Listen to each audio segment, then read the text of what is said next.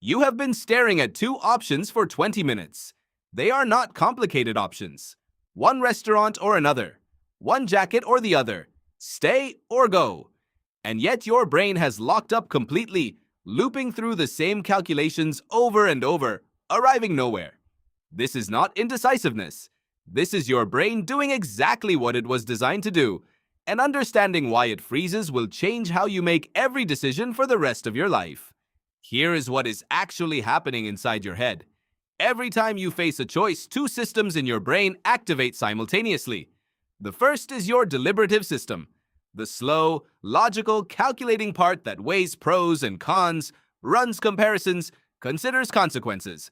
The second is your emotional system, ancient, fast, and deeply tied to survival. It does not calculate, it feels. For most of human history, these two systems work together seamlessly.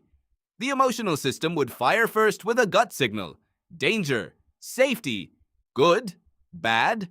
The deliberative system would then confirm or correct it, a decision made in seconds. The problem is that modern choices broke this system. Psychologist Barry Schwartz spent years studying what he called the paradox of choice. When options increase beyond a certain threshold, the emotional system stops firing a clear signal. There are too many variables, too many possible versions of regret. So it sends nothing. And the deliberative system, designed to confirm or correct an emotional signal that never arrives, starts spinning with no anchor point. This is decision paralysis, not weakness, not confusion. A perfectly functioning brain pointed at a problem it was never built to solve. But there is something deeper underneath even this. Neuroscientist Antonio Damasio discovered something remarkable while studying patients with damage to the emotional centers of their brains. These patients had perfect logical reasoning, perfect memory, perfect intelligence, and they could not make decisions at all. They would sit for hours comparing options with no ability to choose. Damasio called this the somatic marker hypothesis. Every decision you have ever made left a physical trace in your body, a faint signal of how that type of choice felt last time: warmth, tightening, ease, dread.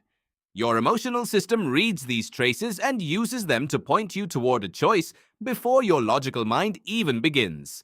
When you are paralyzed, it usually means one of two things. Either the emotional signal is genuinely split, both options feel equally weighted, or you have overridden your gut signal so many times that your brain has stopped trusting it. The fix is not to think harder. It is to ask your body first. Before you analyze, before you list pros and cons, before you compare, close your eyes and imagine you have already chosen option 1. Hold that. Notice what your body does. Then imagine you have already chosen option 2. Notice what your body does. That subtle difference, the slight expansion or contraction, the ease or the tightening, is not random. It is your somatic marker system giving you the signal your deliberative brain has been waiting for. You were never bad at making decisions. Your brain was just waiting for the right information. And that information was never in the options. It was always in you.